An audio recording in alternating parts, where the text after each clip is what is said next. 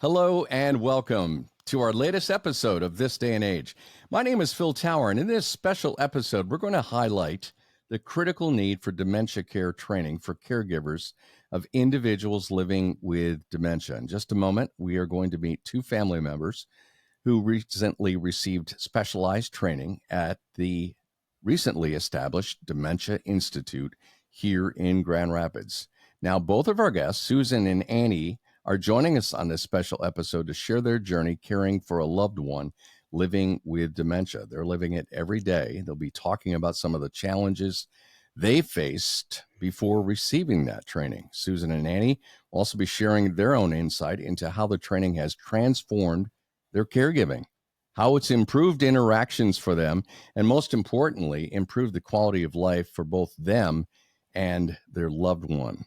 We'll also have a chance to explore the really profound impact of dementia care training and offer valuable advice for you, especially knowing that you may likely be a caregiver in the future, or maybe you're already a caregiver navigating this challenging path. In fact, quote from Rosalind Carter, the great Rosalind Carter, she said, there are only four kinds of people in this world: those who have been caregivers, those who are currently caregivers, those who will be caregivers, and those who will need a caregiver.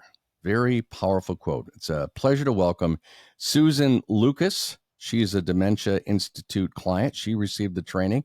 And also Annie Edwards. Annie's with us as well. You're going to hear a little bit of background noise from Annie and Susan because we're not in a studio. They're at home because they're caregiving. They're living this life 24/7. And I am really honored to thank you, Annie, first of all, for being here. And Susan, thank you for being here as well. I want to start a little bit and have you, Annie, and then you, Susan, introduce yourself. Annie, would you talk a little bit about yourself and the family member you are providing care for? And then Susan, we'll have you follow her. Go ahead, Annie. I'm Annie Edwards, and I'm a retired teacher with Grand Rapids Public Schools. And I've been kind of taking care of my husband since maybe like 2018. That's when I started noticing things. We lost our youngest son to brain cancer in 2016, so I guess I was so busy caring for him, I missed a lot of things. But when I finally saw what was going on, I thought I needed to do something. Went to my doctor. He said it's normal aging. So we've been on this journey for quite a while now. And when was your husband first diagnosed with dementia? Well, after I kept bugging my primary doctor, sent him to Pine Rest. And the psychologist out there saw him, gave him a test, and said, yes, there's a tremendous cognitive decline. And so they didn't get an official diagnosis. The doctors just referred to it as dementia, a form of dementia. And I checked with his sister because I knew his father had something. And his sister said, well, that was vascular dementia. So we kind of went with that diagnosis for a while. And then we started visiting neurologists, and they did a brain scan. His brain didn't show any sign of stroke or anything. So they said that didn't fit. Then my husband had quite a career playing football, high school, college, service, and semi-pro. So they said maybe it's due to head injury, but that can't be diagnosed. And so they were just guessing, start giving him medicine that is used for Alzheimer's, and they were just guessing. They didn't really know. It wasn't until just recently this year that we finally got a diagnosis. They had done the PET scan, which normally shows the amyloids for Alzheimer's. Nothing showed up. His brain showed that it was clear. So just recently, they came out with a PET amyloid. And I was doing some research online and saw it. So I called the neurologist's office because he had mentioned to it that it was out, that Trinity was just trying to get it where patients could afford it. So when I Googled, I found out what it was, and that at this point, Medicare was paying for, because it's a $10,000 x-ray. And so they did it. We took him down to that New Michigan State lab because Trinity didn't do it. And yep, that's where it was officially diagnosed as Alzheimer's. So that was just this Just year. this year, yeah. Yeah. What a long Yep, I journey. know. Thank you. Thank you for the background. And your husband is with you at home every day, and you are caregiving 24/7. And we'll be talking about that. Okay. Susan Lucas is also with us. Susan, could you share a little bit about your background and the person you're caring for? Sure. I'm the youngest of three girls. I'm a teacher. I don't say that I'm retired because I'm not officially retired from anything, but I haven't been in a classroom for a long time. I come from a family of teachers. I come from a family of history lovers and travel lovers. And I was living overseas teaching and coming back in the summers. And one summer, I'm like, boy, mom and dad could really benefit from having a daughter living closer. And I had seen them take so much time and care and attention with all of their parents when they were getting older. And I had told them and told myself that I had wanted to do that. So I moved back to the US to live life next to mom and dad. And a couple of years later, my dad passed away rather suddenly, and I just slid into being my mom's full time care partner. Now, my mom has Parkinson's, and so her dementia comes through Parkinson's. Hmm. And how long has she been with dementia and Parkinson's, Susan? Hard to tell specifically. Definitely seeing cognitive decline over the last 10 years, but probably more pronounced in the last, 3 or 4. And you've both received training from the Dementia Institute, but I want to back up before we talk about that training, which has been obviously very important for you. Talk about what your days were like before reaching out and receiving that training. And if you could, for our listeners, just compare and contrast that. And Susan, I'll start with you first. Before you received the training, you're living the life of a caregiver every day. What was it like? What is it like? We're fortunate that we can have home health aides come in about 20-25 hours a week. But, night and day. The call is at 2 a.m., then you get up and help. If the call is at 2 p.m., you're on. I think one of the aspects of the journey that everyone is going to find is that your roles change. And I remember when my dad was my mom's primary caregiver, it was so hard for him to step into the role of meal planner and meal preparer. And, my mom had always done that. And he actually he went right for it, and he actually took a little cooking class. Um, and, she would help, but it was such a hard thing for him to have that role change. And for me, I think, I've gone from being a daughter to a whole a whole broad cast of characters. Sometimes I'm friend, sometimes I'm sister, sometimes I'm mother. And I don't quite know at any given moment who I am for my mother at that time. Mhm. And some people ask, well, does she know who you are? And I always respond with, well, I always know who she is. Annie, what about you? What were some of the biggest challenges you faced before receiving dementia care training? When my husband got so he couldn't tell me things that he wanted, but at first I didn't think anything about it because he would start a sentence and he'd say, "Oh, what's the name?" He had that habit, so I didn't really think too Mhm. much of it. But then he got so he really couldn't pronounce things and tell me things that he wanted to do, and I would try to figure out, well, tell me what you want, show me what you do, what do I do with it, and we kind of struggled through that. And when I took the class and they explained to me that I guess that's one of the first things, they lose the ability to say nouns, then that was making sense to me. And they Mm. gave us some clues about how we guide them through it. And I always remember they said you have to try to validate because it's hard for them too. Then I realized, Yeah. it must be really hard for him because he was also an educator. He was a principal and everything. All of a sudden, he can't tell you what he wants, you know. Oh, And yeah.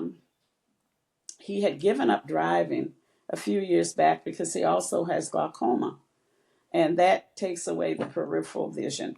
Well, that's the other thing that the class cleared up for me, because so does Yeah. dementia.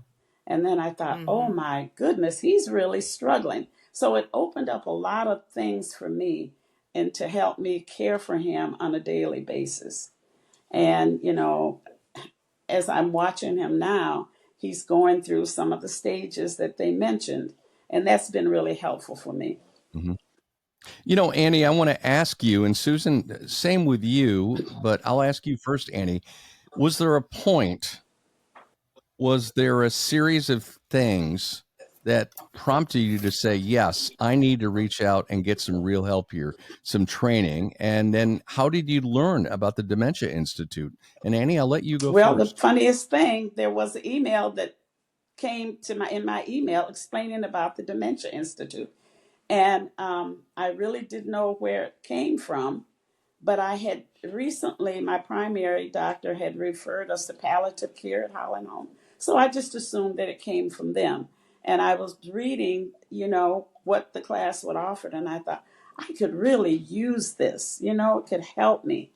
But my hardest part was figuring how I could do it, because there was, at that point, I wasn't using a home health aide. It was all on me.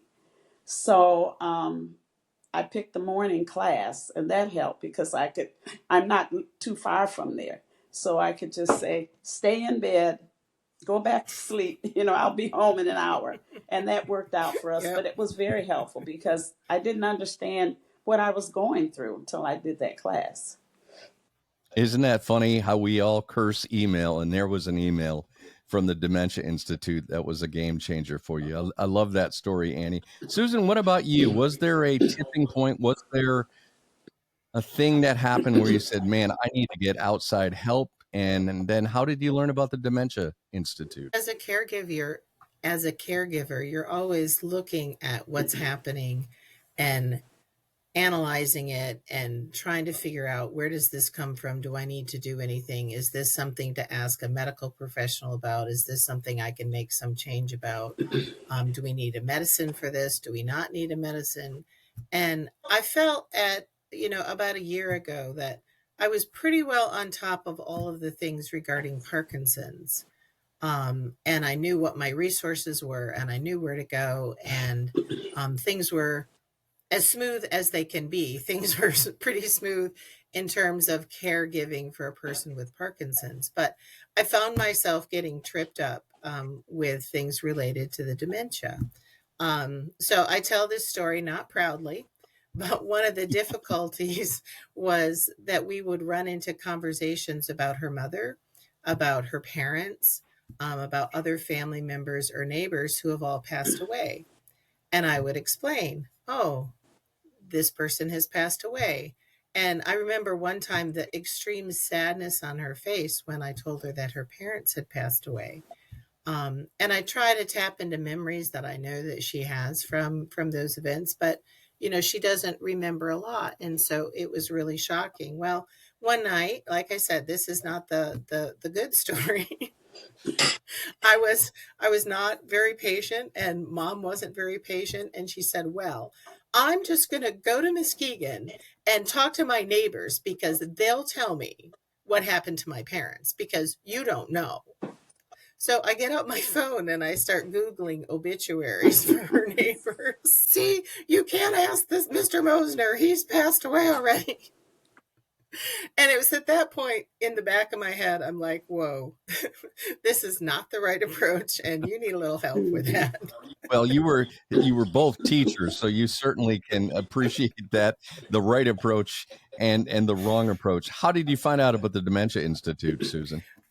We live in a senior living community, and there was a newsletter that went around that had the information about it, and Googled it and saw the classes, and I thought, huh, that could Mhm. give me some tools that I need, and it And has. I love it. And how did that training, as soon as you had gone through the classes, how did that change you as a caregiver? I'd like you both to talk about that. And Susan, I'll let you go first. How did the Dementia Institute training up your game as a caregiver, if you will? For that particular wall that I had kept hitting about how to deal with perceptions that she had, I learned the fluidity of time that people with dementia are Mm-hmm. in, and that there are some times when it's obvious my mom is tired or confused, and I was never expecting her to be, spot on. But then there are other times she seems very energetic and alert, and I was expecting that she was in this time, in this space, in this now. And that helped me to learn that actually no, she can be anywhere. So Mm. I'll tell you, a post class, post training conversation. We got a new baby in our family, and we were talking about the new baby and the fifth great grandchild. And I said to her, "Hey, mom, who came to help you when you had your babies?" And she said, "Oh, you don't mean me, you mean Tressa. Tressa came to help." Well, Tressa is her aunt who lived with them when she was small, and especially when her twin brothers were born, and was a great help to her mother. Well, I'm not quite clued into things, and I say, "No, no, mom, not Tressa. But what about you when you had your babies?" Now, she didn't answer with words, but she gave me this look that said, "That is crazy talk. I have never had any babies." and, and then I could realize, oh, wait, time shift. So she's back in her childhood Mm-hmm. and remembering her aunt. And so we just went on and we talked about her aunt and how wonderful, and her twin brothers, and just moved right on. And I didn't have any need to insist that no, I was one of those babies. Yeah, that's a powerful real life example, Susan. I absolutely love that. How that training Mm-hmm. made you ready for that moment. Annie, what about you when you get through the classes with the Dementia Institute? And when did you recognize that it had made a difference for you and your caregiving? Immediately, because I understood then, and I, was sharing some of the techniques that they told us, and I, in my mind, even today, it's valid. Give them validation, and after I knew it, then I could be more sympathetic as he was going through things and try to, help him with it. My husband's very quiet. So, like your mother would talk, he doesn't. And so I will be telling him things about people in his family or in our family, and he'll say, I don't remember them, or no, I don't. So, by the way, I never found out who referred us, who sent the information. I asked the palliative nurse. She didn't know. She said, but it's a great class. Um, she referred us to Mary Freebed's speech, and they put together a memory book. And we go over that where he's looking at his children, his grandchildren, at us, because there's times he can't remember me. He'll say, he Mm-hmm. can't remember my name. And I have a joke with him because every time he gets mad at me, my name comes out perfectly. So I always say, you can't remember who I am till you get mad at me. We just kind of laugh Yeah. about it. But it's caused me to be more patient with him as he's going through. Now that I understand it. And it was so beneficial that I tried to talk my two sons that live here Mm-hmm. to go to that class. I said, that'll help you understand. And one moved back and I in with us to help me care for him. And nope, they didn't. And I printed out some of the information. They didn't read it. I think it was too hard for them because they still wanted dad to be dad. Yeah. And just recently, one of my sons, well, it was one of our former neighbors when they were growing up. His mother passed with Alzheimer's. And he talked to my son and said, we need to go to lunch. And so they did, and they talked. And so now he's understanding more and he's assisting me more with the caregiving. Mm-hmm. Yeah. If somebody's hearing this conversation, hearing you talk about the difference that you both have experienced after taking the training at the Dementia Institute, but they're on the fence, or they say, I'm too busy. I have to do caregiving 24/7, and they're hesitant to get help, to get that kind of training. What would you say to those people who are stubborn or reluctant? Annie or Susan, either I one of would you. just say it's so beneficial to me. I would just encourage them to, if they can rearrange their schedule, to um, take the class. And our church has an Alzheimer's support group. We've had it for, I don't know, maybe like 10 years. But I would, when it first started, I would go to the meetings, but of course I wasn't affected by it. Um, and at that time, we were the only African American church in Grand Rapids that had a support group. So once I took the class and I was telling the lady at our church about it, I said, it was so beneficial. So she asked me to come back to the group and let them Mhm. know. And I did. And we've got people from everywhere. There's some at the beginning stages of caregiving. Some's been doing it for a while. And I've Sure. encouraged all of them. If you can go to that class. And he's getting. I know what he's doing now. I understand it. And I guess that's the teacher in me. I like to understand Mhm. everything I'm doing. My Yes. daughter-in-law says I'm a lifelong learner, but I guess that's why it helped me so much. Best kind of people. And Susan, for you, especially if you encounter somebody who's new in this journey, what would you say to them if they're hesitant about getting this kind of help in the training? One of the things I found out is I went to the training with um, a particular need and frustration that I wasn't able to do the caregiving that I wanted to do, that I was more often getting frustrated with mom and mom getting frustrated with me. But the training gives you so much more than that thing that you go for. Mm-hmm. And like Annie already mentioned, when they talked about how the brain doesn't interpret what the eyes Mm-hmm. send into the brain well anymore. I was just like, eye-opening. I had on the list, I have to find a geriatric ophthalmologist who's used to working with people with dementia because I can't figure out why my mom can't see well anymore. Yeah. And the answer is there's no hope for that, but I can make all kinds of adjustments. And so you're going to learn things that you didn't even know that Mm-hmm. you needed to know. Yeah. And it's just going to help make your journey together much more positive and much more supportive. And I also say to you, if you say I don't have time because I'm caregiving 24/7, then you need to make time Mm-hmm. because you can't caregive Right. 24/7. And You that's you huge for have to give people to hear yourself that. a Mm-hmm. break. Yeah. Yeah, I really like that. You have to, as Susan just said, you have to give yourself a break. It will be against your nature, It but you is. have to give yourself a break. And I want to just stop for a moment and celebrate both of you guys because you did reach out. And that's really important. Now you're going to pay it forward.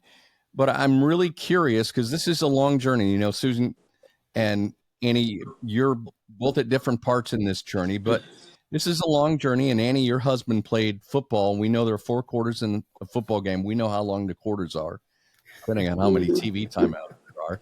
But in this journey, it's an ongoing journey caring for a loved one with dementia, especially dementia and Parkinson's. Susan, looking ahead, looking down the road, maybe a year from now, how do you think that training has prepared you for the unknown and what's to come? I think I was getting to this place and thinking about this already, but the training helped to see that the person with dementia is living in this moment, and it's their Mm-hmm. moment.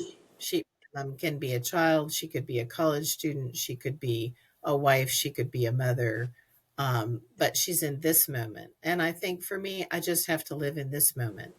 And if I look down the road, I have no idea how long the road is. Mm-hmm. It just goes on and on. And my caregiving journey could end very quickly or it could end in another decade. And thinking about that isn't helpful, but learning to just live in the Mm-hmm. moment. Yeah. Yeah. Annie? I'm just more relaxed, or people convinced me that I finally had to get more respite. So I do have um, a home health aide coming in twice a week, so I can bowl. I still keep up my bowling. I do things, go to lunch with my friends. That has helped me. So I'm more relaxed in my caregiving. And now, and I understand the stages that's coming, that's going, he's going Mm-hmm. into. Um, Hmm. and I, I think it has prepared me for what I have to deal with down the road. Because before I had no idea. And his sister lives in Missouri. They're the only two out of 11 siblings, and she's an RN. And I was always on the phone. Now, what happened to your dad? What did he do? But come to find out, the cases were completely different. And I was always googling things, but they showed the progression of the brain. So I know Mm-hmm. he's probably got a long ways to go yet, because he can still communicate, and he understands the nurse and also the therapist at Mary Freebird said he has aphasia. And I remember from that, Mm-hmm. when our son had a stroke, he could understand what I was saying, but he couldn't articulate it. So that helps me with when I'm communicating with him, you know, and Mm-hmm. I can enjoy him. We laugh.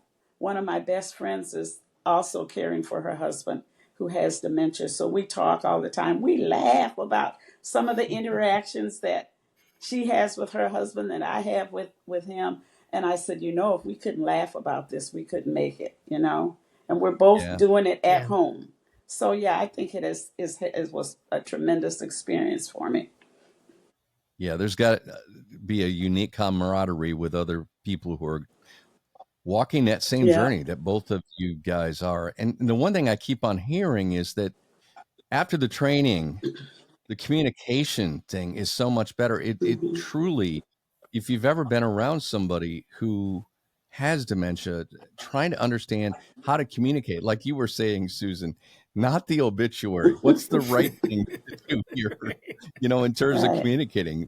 But that Dementia Institute training really helped in terms of actually being able to Hmm. understand each other. Yeah.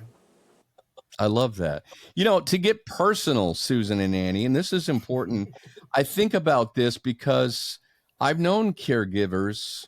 We're emotional Hmm. beings, and it's okay to admit that. This is a journey where you feel 1,000 emotions, sometimes in a day, sometimes in half a day. How did that training help you to look inward and understand the emotional impact of caregiving? I think one of the things, and Annie's talked about this already, is that when something happens that you don't expect, something that you didn't anticipate, it really has an emotional toll on you. You can get angry, Hmm. you can get frustrated, you could get really sad. But knowing what's likely to be ahead, knowing that this is part of the game here, your expectations have shifted. Hmm. And when you are expecting, oh, this could happen, or oh, I learned about this, yeah, Hmm. this, then it really helps your emotional aspect to stay steady and Hmm. calm. And so I feel like it really helped to set my expectations for what our interactions Hmm. were going to be like, what's going to come down the road, and so forth. You know what I love about both of you? You both laughed at yourselves. You've laughed with others. That laughter is Hmm. probably the best emotional medicine there is out there. Even like you said, Annie, laughing with your husband when he suddenly remembers your name when he's mad at Yeah. you. I absolutely love that story. Do you see laughter? Do you see emotion ranges Hmm. in the people you're caregiving for? Susan with your mom, Annie with your husband.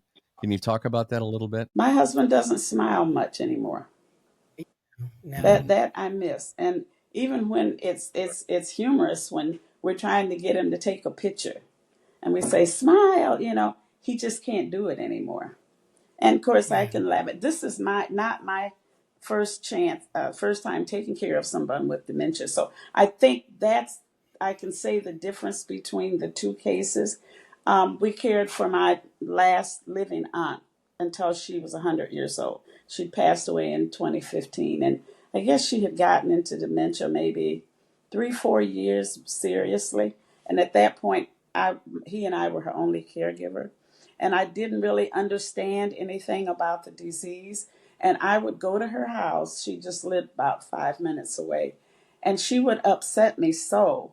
I would come home and I'd say to him, "You have to call her and check on her. I can't talk to her for a few days." So Mm.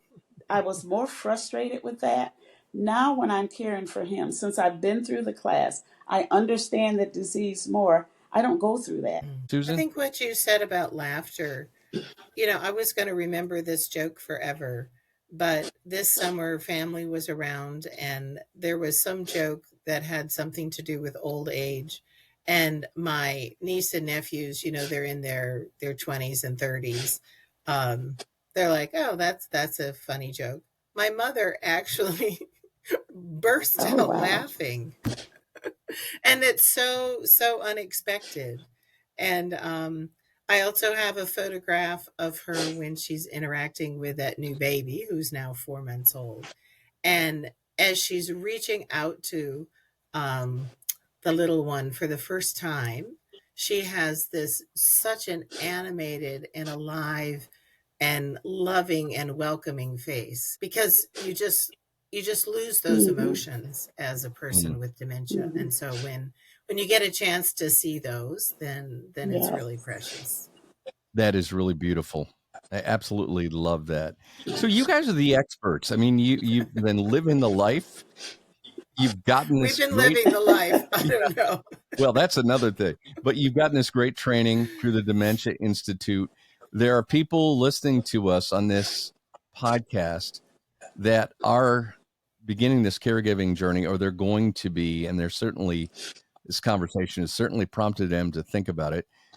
It's your turn to give some wisdom and some advice, the best advice, maybe one or two things that you would like to share with the caregivers and the future caregivers listening to us right now. Annie? Well, I can only remember being patient with them and always validate them.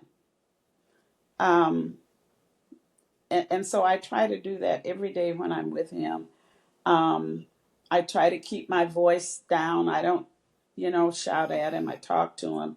Let him feel that he's still important, that he still can contribute, is how I try to handle him on a daily basis. Yeah. And I would say that for anybody, because it's so easy to get frustrated the way I did with my aunt, because I didn't understand it. And I knew she wasn't being mean, but I just internalized it so totally different. But with him, I'm always trying to be caring, kind, always validate him if he needs help. Just recently, I discovered he's having trouble putting his sock on his right leg.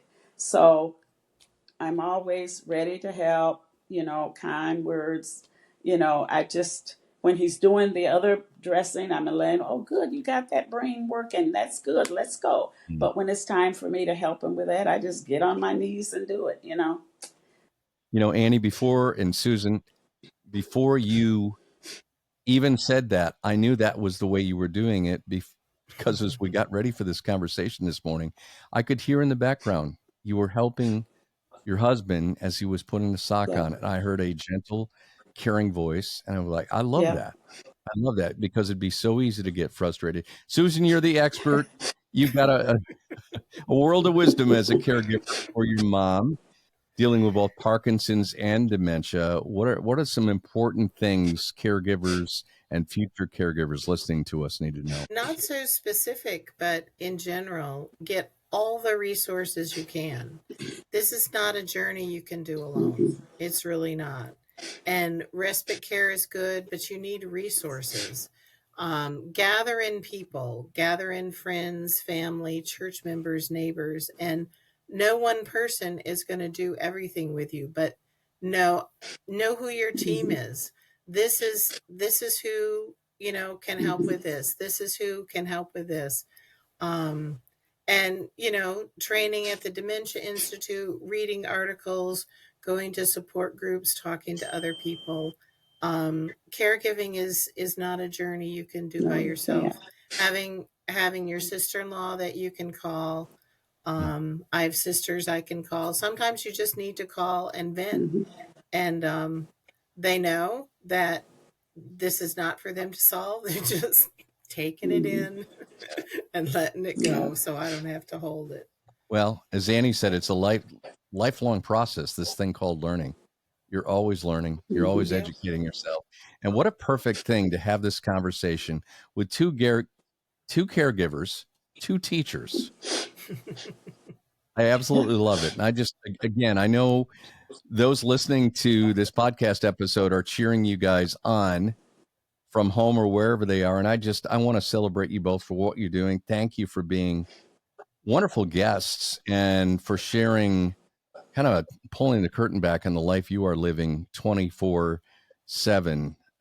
I really, really think it's a wonderful thing. And I know without a doubt, you guys have helped our listeners and really helped them to begin thinking about this process if they're not there yet. So, Annie Edwards, thank you so much. You're welcome. I enjoyed it. Susan Lucas, thank you. Sure. And good luck on your journey to both of you.